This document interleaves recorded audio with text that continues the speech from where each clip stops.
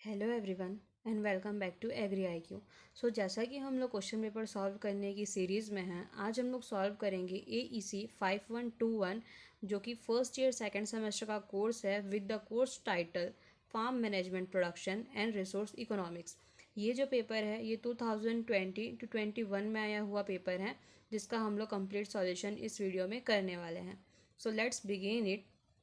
सबसे पहले हमारे पास है पार्ट ए, जिसमें हमारा पहला क्वेश्चन है choose the correct answer with the first question that is in production function production is function of. मतलब कि जो प्रोडक्शन फंक्शन है इसमें प्रोडक्शन किस चीज़ का फंक्शन है, प्राइस, इनपुट, एक्सपेंडिचर या फिर नन ऑफ दिस। अब हमको क्या पूछा गया है, production.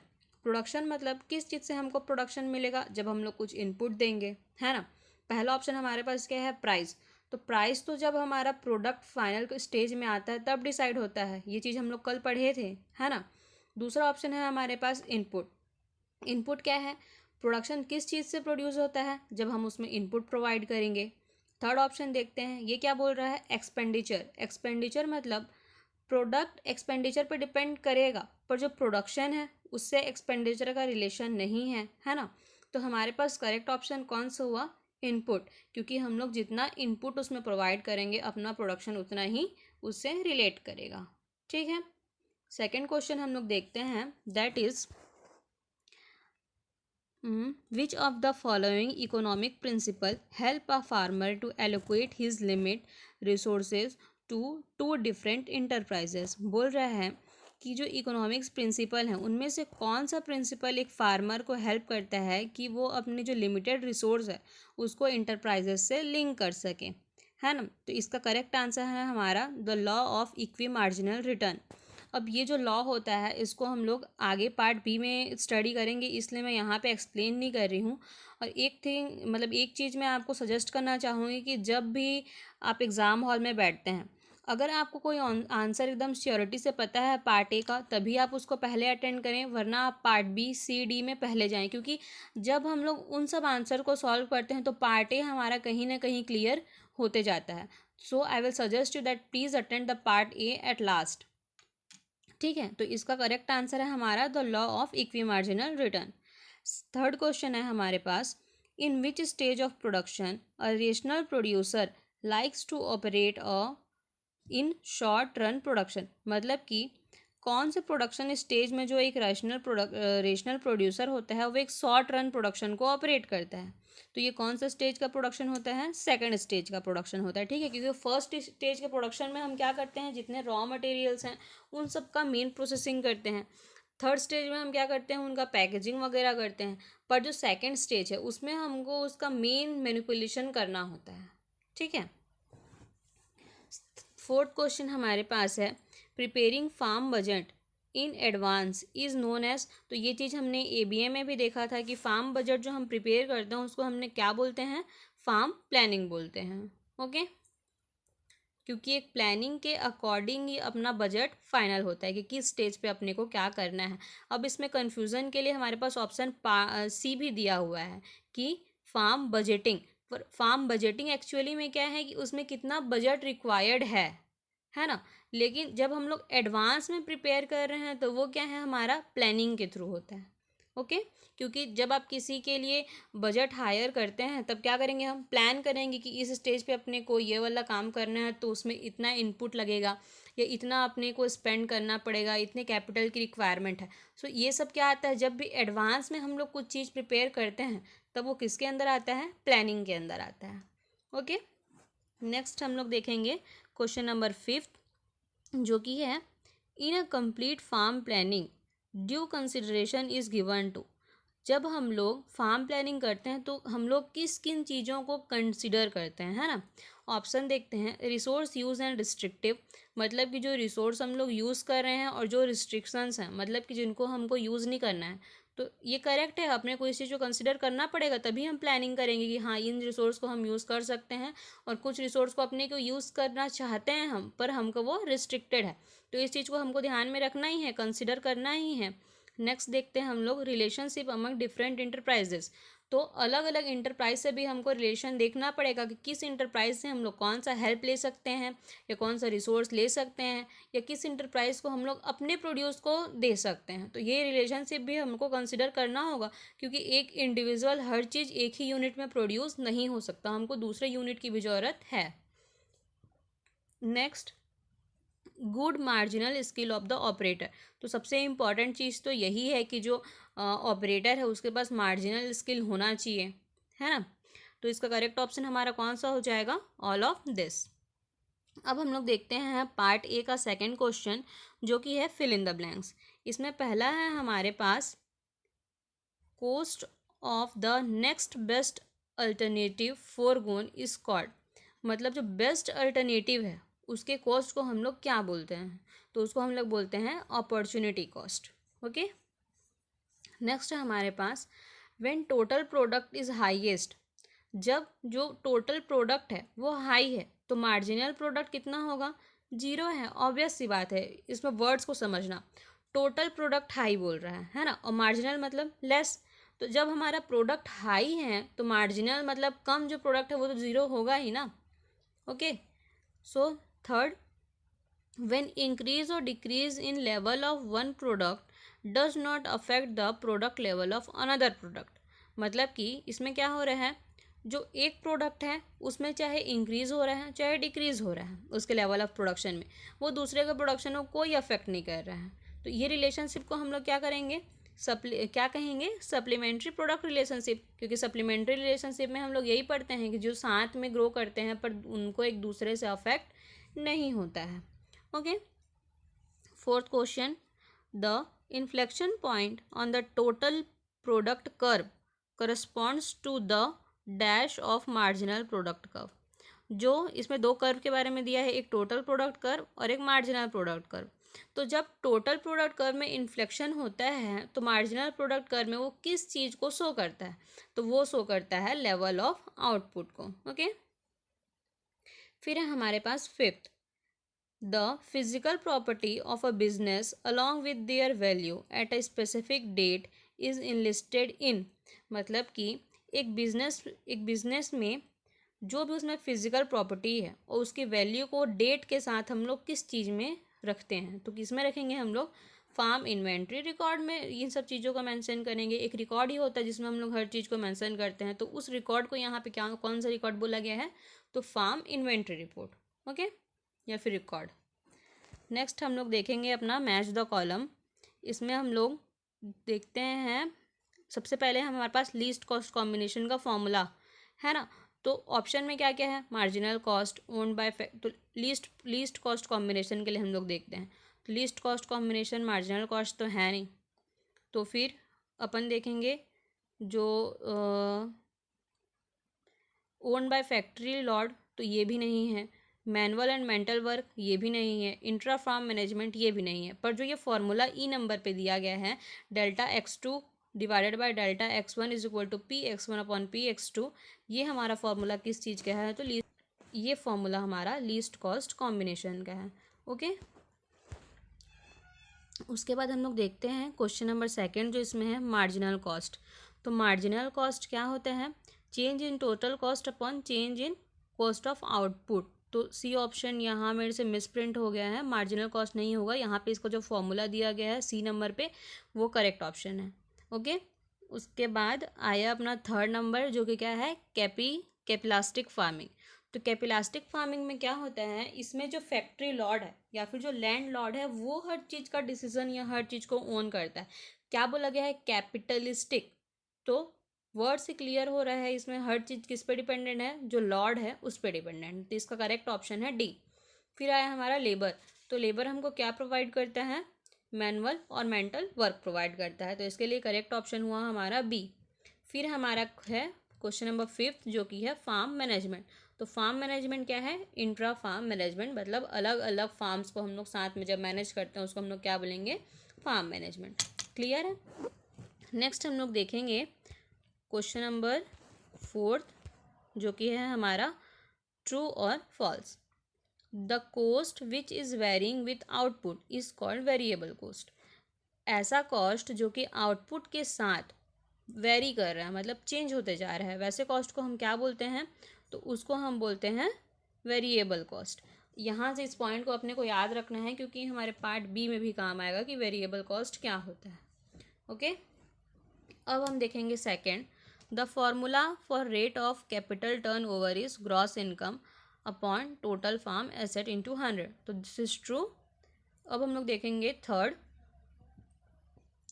The law of diminishing return applies more generally to film industry, तो ये फॉल्स है। ये जो लॉ ऑफ डिमिनाइजिंग रिटर्न ये हमारा बिजनेस में यूज़ होता है, हमने इसको अभी देखा था मल्टीपल चॉइस में, है ना। अब हमारे पास है fourth question, marginal cost is the change in cost due to 1 unit change in output.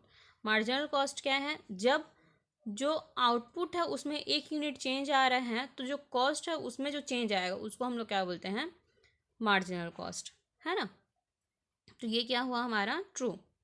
अब आया marginal farmer are those farmer having land holding less than 5 एकड़, तो ये क्या है, फॉल्स है। मार्जिनल फार्मर के पास बहुत ही कम लैंड होल्डिंग होती है, ठीक है, up to 1 to 2 acres, so this statement is false. ये हमारा पार्ट ए ख़त्म होता है। अब हम लोग देखेंगे पार्ट बी। पार्ट बी में हमारे पास सबसे पहला क्वेश्चन है कि फार्म मैनेजमेंट, तो अभी हमने फार्म मैनेजमेंट यहाँ पे देखा था, है ना। उसके बाद अब हम लोग देखेंगे कि फार्म मैनेजमेंट एक्चुअली में होता क्या है। ये रहा हमारा फार्म मैनेजर क्वेश्चन जो कि मैच द कॉलम का 5th नंबर है। इसीलिए मैंने कहा कि इन सब का एक्सप्लेनेशन हम पार्ट बी में देखेंगे, क्योंकि जब पार्ट बी को हम सॉल्व करेंगे तो हमको पार्ट ए का आंसर क्लियर होते जाता है, ठीक है। तो हम लोग देखते हैं फार्म मैनेजमेंट। फार्म मैनेजमेंट क्या है, farm management is a management method for organizing and carrying out farming related decisions such as those regarding crops, livestock, aquaculture, agroforestry, etc. to maximize productivity and profit.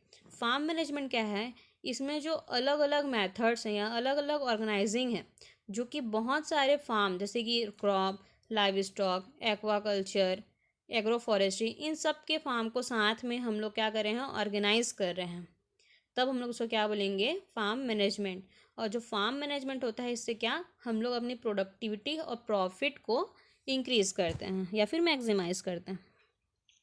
अब हम लोग देखेंगे question number 2 जो कि है production economics, कि production economics क्या होता है। Production is the process of combining various input both material such as metal, wood, glass or plastic and immaterial such as plants or knowledge in order to create output. Ideally, this output will be good or service which has value and contribute to the utility of individual.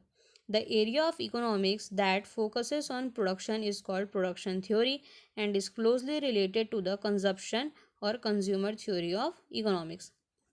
सबसे पहले ये क्या बोल रहा है कि जो production theory है और जो कंज्यूमर थ्योरी है या फिर कंजप्शन थ्योरी है, प्रोडक्शन इकोनॉमिक्स भी उसी चीज़ से रिलेटेड है ना।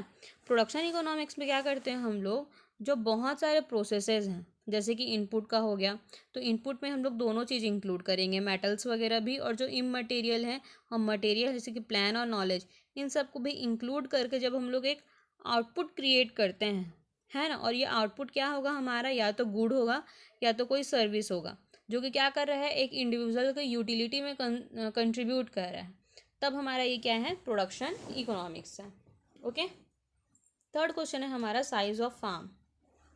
अब ये साइज ऑफ फार्म किस बेसिस पे पूछ रहा है, ये क्वेश्चन में स्पेसिफाइड नहीं है ना, पर जनरली साइज ऑफ फार्म क्या होता है, जो फार्मर के पास जो लैंड होल्डिंग है उसको हम लोग क्या बोलते हैं, साइज ऑफ फार्म बोलते हैं।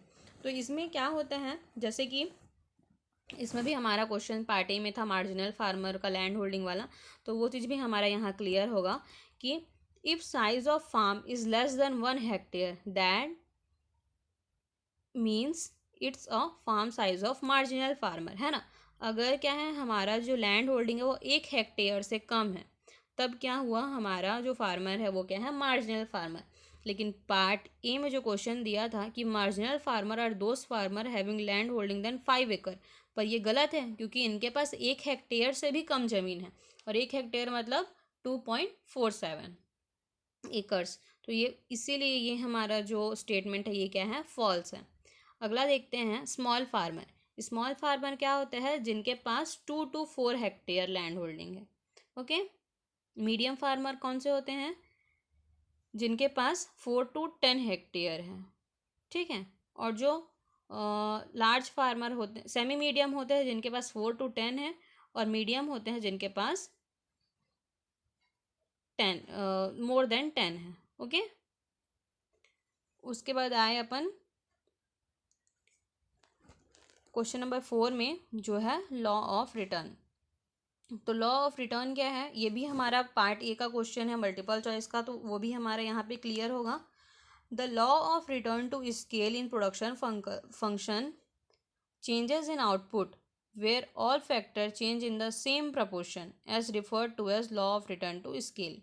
This law applies only in the long run when no factor is fixed and all factors are increased in the same proportion to boost production. इसमें क्या होता है कि जो लॉ ऑफ रिटर्न है, इसको हम लोग तो सबसे पहले law of return to scale भी बोला जाता है ना। अब ये क्या होता है, जब हम लोग आउटपुट में चेंज कर रहे हैं तो जितने भी जो उसमें इनपुट, जितने भी जो चेंजेस हैं वो सब उसी के सेम प्रपोर्शन में चेंज होते हैं, है ना। तो इसका क्या हुआ कि जब इसमें कोई भी फैक्टर फिक्स नहीं है, जब एक फैक्टर को हम लोग इंक्रीज़ कर रहे हैं तो हमको सारे फैक्टर्स को इंक्रीज़ करना है ताकि जो प्रोडक्शन है वो बूस्ट अप हो सके या फिर ज़्यादा प्रोडक्शन हो सके। तो ये होता है हमारा लॉ ऑफ रिटर्न, उस जिसको हम लोग क्या बोलते हैं, law of return to scale भी बोलते हैं। इसका मतलब क्या हुआ, स्केल का मतलब क्योंकि हम हर चीज़ को उसी प्रपोर्शन में इंक्रीज़ कर रहे हैं तो ये उस चीज़ को यहाँ पे डिनोट कर रहे हैं। अब हम लोग देखेंगे आइसोक्वांट कि आइसोक्वांट क्या होता है। An isoquant in economics is a curve that when plotted on a graph shows all the combination of the two factors that produce a given output, often used in manufacturing with capital and labor as the two factor. Isoquant can show the optimal combination of input that will produce the maximum output at minimum cost. Isoquant क्या होता है, ये एक ऐसा curve है ना, जिसमें हम लोग क्या करते हैं, जितने भी जो हमारे फैक्टर्स हैं या फिर जितने जो हमारे दो फैक्टर्स हैं, जैसे कि एग्जांपल के लिए हम लोग ले लेते हैं कैपिटल और लेबर, इनको हम लोग कॉम्बिनेशन में लेते हैं, मतलब दोनों को साथ में रिप्रेजेंट करेंगे और एक गिवन आउटपुट को प्रोड्यूस करेंगे। ठीक है। तो इन आइसोक्वांट को हम लोग कब यूज़ करते हैं, तो मैन्युफैक्चरिंग के कंडीशन में यूज़ करते हैं। और आइसोक्वांट क्या शो करता है, तो जो हमारा मैक्सिमम आउटपुट जो हम लोग गेन कर सकते हैं एक मिनिमम लेवल ऑफ इनपुट से, उस चीज़ को हमारा आइसोक्वांट शो करता है। अब हम लोग देखेंगे कंपाउंडिंग कि कंपाउंडिंग क्या है। Compounding is a powerful investing concept that involves earning return on both your original investment and on returns you received previously.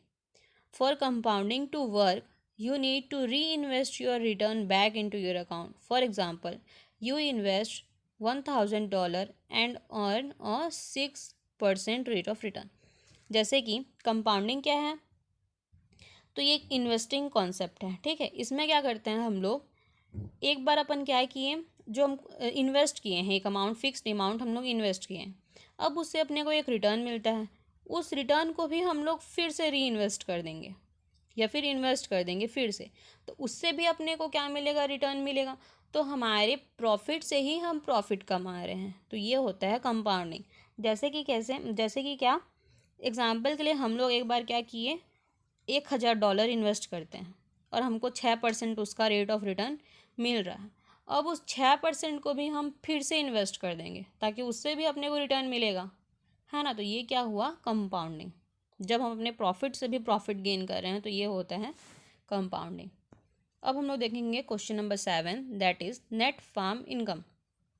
Net farm income क्या होता है, net farm income refers to the return both monetary and non monetary to farm operator for their labour management and capital after all production expense have been paid, that is gross farm income minus production expense. Net farm income क्या होता है, जितने भी जो हमारे monetary या फिर non monetary values हैं, है ना, हमारे लेबर के साथ जो मैनेजमेंट है, जो कैपिटल है, और जितना एक्सपेंस हम लोग पे किए हैं, उसके बाद जो हमको मिलता है ये क्या होता है, नेट फार्म इनकम होता है। ठीक है, तो इसको हम लोग कैसे समझ सकते हैं कि जो ग्रॉस फार्म इनकम होता है, मतलब जो टोटल फार्म इनकम होता है, उसमें जब हम लोग जो प्रोडक्शन एक्सपेंस है, मतलब जितना हमको एक्सपेंस हुआ है, हमारा जितना खर्च हुआ उसको जब सब्ट्रैक्ट कर देते हैं, तो इन दोनों के डिफरेंस को हम लोग क्या बोलते हैं, नेट फार्म इनकम। अगला है हमारा फार्म इन्वेंट्री। फार्म इन्वेंट्री क्या होता है, includes a complete listing of all that a farm owns and owes at a particular date, generally at the beginning and at the end of each agricultural year. It includes not only the listing of physical assets but also assigning values of such asset liability and debts as well. Farm inventory क्या होता है, जब हम लोग एक complete list prepare करते हैं कि हमारे फार्म में क्या क्या चीज़ ओन करते हैं, मतलब क्या क्या चीज़ हमारे पास है, और वो चीज़ हम लोग क्या कब करेंगे, एक पर्टिकुलर डेट का हम लोग देखते हैं। ठीक है, और कब कब प्रिपेयर करते हैं हम लोग, तो जनरली जब हम लोग एग्रीकल्चर ईयर हमारा स्टार्ट हो रहा है, मतलब हम लोग फार्मिंग स्टार्ट कर रहे हैं, और जब हम लोग हमारा फार्मिंग ख़त्म कर रहे हैं, मतलब कि वो जो एग्रीकल्चर फार्मिंग है उसके बिगिनिंग में और एंडिंग में हम लोग इसको प्रिपेयर करते हैं। ठीक, तो इसमें ना तो सिर्फ हमारे एसेट्स होते हैं, लेकिन जो लियाबिलिटीज़ हैं या फिर डेब्ट्स हैं, जो हम लोग लिए हैं पैसा किसी लैंडर से या किसी को बोरो करे हैं, वो सब भी हम लोग इसमें मेंशन करते हैं। इन सिंपल वर्ड्स, जब हम लोग एक प्रिपेयर करते हैं लिस्ट जो जो हमारे प्रॉफिट वगैरह को एक्सप्लेन करता है हमको, वो क्या होता है, हमारा फार्म इन्वेंट्री। ओके, अब देखते हैं हम लोग question number 9, that is depreciation. ये क्या होता है, economic depreciation is a measure of the decrease in market value of an asset over time from influential economic factor. ये क्या होता है, जो हमारा प्रोडक्ट है उसके मार्केट वैल्यू में कितना डिक्रीज़ हो रहा है अकॉर्डिंग टू द टाइम, है ना, एक पर्टिकुलर टाइम के बाद हमारा जो एसेट है उसमें कितना डिक्रीज़ हो गया। ये क्यों हुआ, क्योंकि जो बाकी इन्वायरमेंट इकोनॉमिकल फैक्टर है उनके कारण जो डिक्रीज़ हुआ, तब हम लोग बोलते हैं इकोनॉमिक डेप्रिशिएशन। ठीक, अब हम लोग देखते हैं question number 10, that is elasticity of product. Elasticity of product, also called output elasticity, is the percentage change in production divided the percentage change in quantity of input used for that production. ठीक, क्या हुआ, simple word में definition के तौर मतलब formula के तौर पे जब हम लोग देखते हैं, तो change in production upon change in the quantity of input. ठीक, मतलब change in output upon change in input. तो इलास्टिसिटी ऑफ प्रोडक्शन क्या होता है, जब हमारा जो आउटपुट है उसमें जो वेरी कर रहा है या कितना वेरिएबल चेंजेस उनमें आ रहे हैं according to the output regarding the input, वो होता है हमारा इलास्टिसिटी ऑफ प्रोडक्ट। ठीक, उसके बाद आए हम लोग क्वेश्चन नंबर 11 में, जो कि हमारा AVC मतलब कि एवरेज वेरिएबल कॉस्ट। तो ये क्या होता है, average variable cost is the variable cost per unit of output, है ना। Usually the AVC falls as the output increase from zero to normal capacity output. This is found by dividing total variable cost by total output. Total variable cost is the cost that vary with the output such as material and labor। ठीक, तो average value cost क्या है, हमारे जो पर unit output में हमारा जो कॉस्ट चेंज होते जा रहा है वो होता है हमारा एवरेज वेरिएबल कॉस्ट, है ना। अब एवरेज वेरिएबल कॉस्ट जैसे जैसे हमारा जो आउटपुट है उसमें इंक्रीज आते जाता है, वैसे ही हमारा एवरेज वेरिएबल कॉस्ट क्या होता है, डिक्रीज होते जाता है ना। मतलब ये क्या है, इन्वर्सली प्रोपोर्शनल है।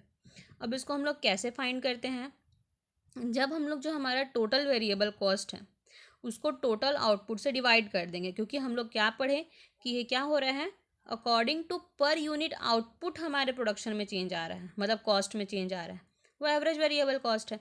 मतलब कि जब हम लोग टोटल वेरिएबल कॉस्ट को टोटल आउटपुट से डिवाइड कर देंगे तो हमारा क्या आएगा, एवरेज वेरिएबल कॉस्ट। अब जो टोटल वेरिएबल कॉस्ट है ये क्या है, तो ऐसा कॉस्ट जो हमारे आउटपुट के साथ वेरी कर रहा है। ठीक, उसको हम लोग बोलते हैं टोटल वेरिएबल कॉस्ट। अब यहाँ पे हमारा आउटपुट के साथ कैसे वेरी करेगा, क्योंकि उसमें मटेरियल और लेबर की रिक्वायरमेंट वेरी करते जाएंगे। ठीक है, इससे आपका एवरेज वेरिएबल कॉस्ट भी क्लियर हो गया और टोटल वेरिएबल कॉस्ट भी क्लियर हो गया। अब हम लोग देखेंगे हमारा पार्ट बी का लास्ट क्वेश्चन, जो कि है marginal rate of product substitution क्या होता है ना। तो marginal rate of substitution is the amount of one good that a consumer is willing to sacrifice in exchange for some amount of another good. ठीक, इसमें क्या हो रहा है, जब हम लोग एग्जाम्पल के लिए है ना, पहले एग्जाम्पल देखते हैं फिर बताती हूँ। If a consumer is willing to give up 6 banana in exchange of 3 apples. अगर अपने को 50 रुपीज़ में 6 बनाना मिल रहा है, ठीक है, और उसी 50 रुपीज़ में अपने को 3 एप्पल भी मिल जा रहा है, तो हम क्या करेंगे, मतलब according to the consumer choice, अगर अगर हमको एप्पल लेना है और पर हम क्या सोच रहे हैं, नहीं एप्पल हमारे लिए महंगा हो जाएगा, लेकिन हमको क्या हो रहा है, बनाने के प्राइस में एप्पल कुछ अमाउंट में मिल रहा है, तो हम क्या करेंगे, उस एप्पल को ले लेंगे। मतलब हम लोग क्या किए, उसको सेक्रीफाइस कर दिए, किसको, बनाना को। तो क्या हो जाएगा, बनाना हम लोग सेक्रीफाइस किए मतलब माइनस, तो -6 है ना, और उसके प्लेस में हम क्या लिए, तो हम लोग लिए एप्पल, मतलब ऐड, है ना। तो ये क्या हो जाएगा हमारा, ये जो डिवीज़न का सब साइन है ये होगा, ऐड का सिंबल होगा ये क्या हो जाएगा, -6 + 3 इज इक्वल टू -3। ओके, तो ये हुआ हमारा मार्जिनल रेट ऑफ सब्सटीट्यूशन, मतलब कि वो अमाउंट ऑफ गुड जो एक कंज्यूमर सेक्रीफाइस कर दे रहा है दूसरे गुड के एक्सचेंज में। कैसे कि हमने बनाना का अमाउंट को क्या किया, सेक्रीफाइस कर दिया एप्पल के लिए, तो वो अमाउंट ऑफ गुड जो एक कंज्यूमर दूसरे अमाउंट ऑफ गुड के लिए क्या कर रहा है, सेक्रीफाइस कर दे रहा है, वो होता है हमारा marginal rate of product substitution. Clear है। So this was all about the part A and part B of AEC 5121 and best of luck for your exam. और प्लीज़ अगर आपने अभी तक मेरे चैनल को सब्सक्राइब नहीं किया है, so subscribe it and share it with your friends, so it will be benefit in your exam. Thank you so much. और जिसका जो पार्ट सी है और पार्ट डी है वो हम लोग नेक्स्ट लेक्चर में कवर करेंगे। So thank you.